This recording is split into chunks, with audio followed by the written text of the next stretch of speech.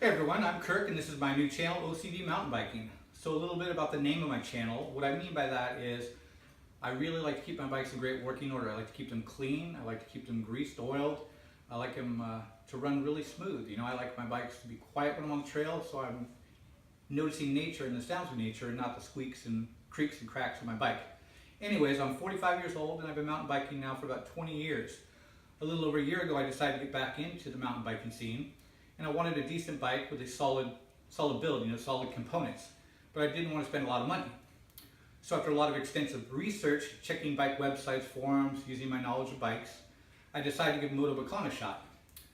Now I've read a lot about their history and the frame manufacturer Kinesis, and I really felt confident in making the Motobecane Fantom DS Comp my new bike.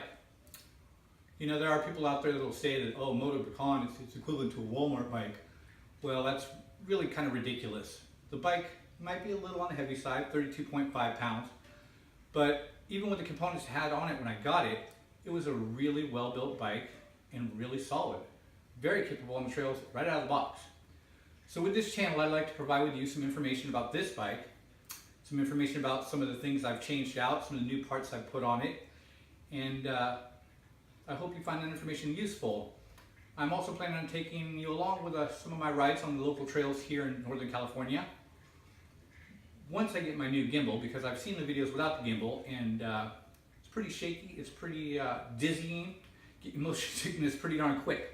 So I don't want to put you guys through that. So once I get my gimbal, then I'll strap that to my chest and we'll go out some trails here in Northern California and show you what we got to offer here. Anyways, I'm excited to see where this channel goes. And I am a rookie at this, so please bear with me. These first couple of videos I'm sure are going to be a little rough, a little unpolished. Anyway, I hope you like the videos, and let's get this started. Thanks for joining me.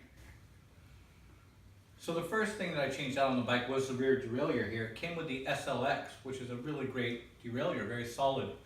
But again, being OCD with my bike, I like to be very quiet.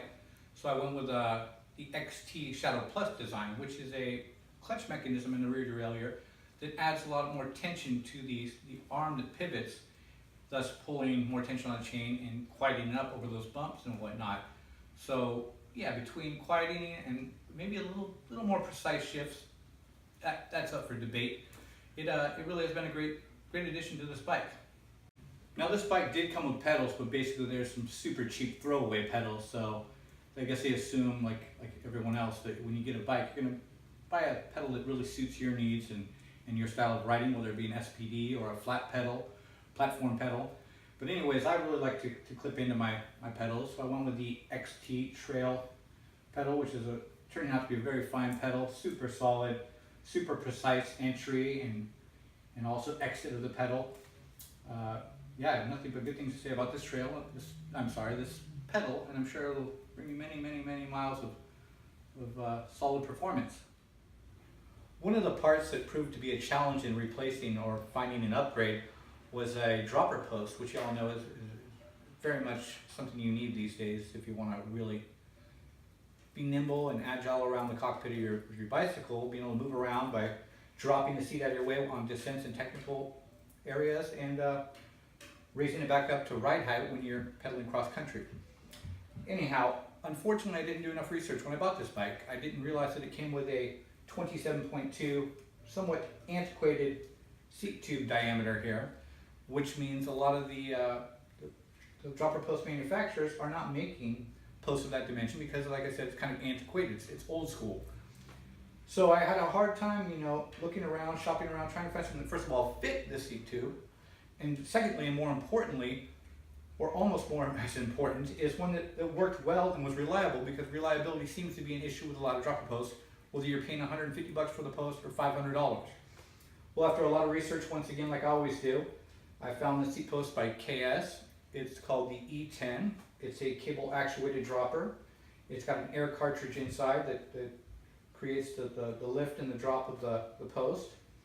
The one thing is it's not as aesthetically pleasing to the eye, because it does have the cable goes all the way to the mechanism under the seat, so the cable moves up and down with the seat post as opposed to being stationary at the base of the post, or even better, internally routed. Anyhow, I've had this seat post now, I don't know, 200 miles. I've had it in the cold, in the heat, in the mud, and it's performed very well. You know, I have no issues with this whatsoever, especially at the price point again.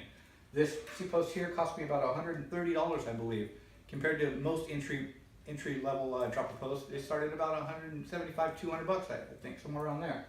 But yeah, I wouldn't even call it an issue. The only thing that I have noticed is when it really gets cold out, say sub 40, 35 degrees, the post is a little slower to respond, but it's still responsive and it still works very well. So I mean, if anybody's looking for a seat post, a dropper seat post that's reliable and works well, and you're running the 27.2 diameter seat tube, I'd say give this one a shot. I think you'd be pretty surprised on how well this thing works, and knock on wood, it'll continue working for many miles to come. Now, another thing that I had to upgrade relatively quickly was to these Maxxis tires. The bike came with some WTB Nano race tires, which are a very like micro knobby cross-country tire for low rolling resistance.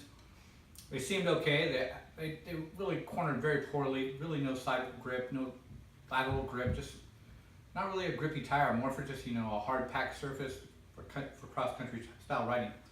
Anyway, so probably the third ride in, I was at the top of a mountain. I finally got to the top. I was about to descend, super excited, and the very first turn, got a complete sidewall tear and blowout. Probably hit a sharp rock or something. But yeah, between not inspiring confidence in the corners and that blowout, those tires went out the door in the trash can real quick. So then I upgraded to the Maxxis because I wanted a super aggressive tire. I wanted a thick, strong sidewall tire.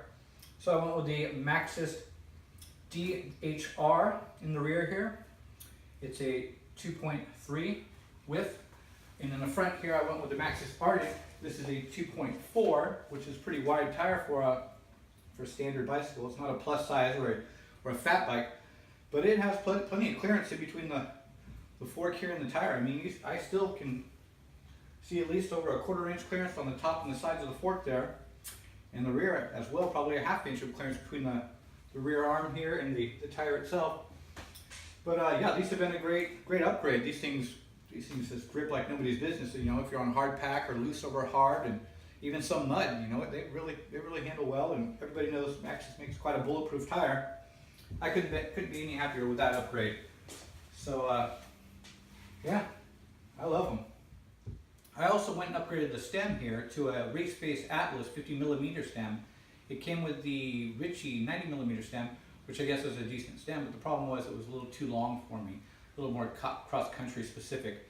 I wanted something a little shorter, which would, you know, bring me back, put me a little bit more in an upright position, and quicken the steering a bit. So yeah, I mean, I don't know if it's much lighter than the other one or any of that, but it is definitely better looking. It's, again, shorter, and I like that it comes in the blue anodized. So those are some of the upgrades that I've made to this bike so far, and I'm really happy with all of them. Each and every one really does its job and does it well. Yeah, you know, there are some other upgrades that I've made, and we'll go over some of those down the road in some future videos. But for now, I think I'll give you an idea of what I think about the bike and some of the change outs I've made on it. And I hope you've enjoyed the video. If so, please hit the like button and stay tuned for my next. Thanks for joining me. Have a good day.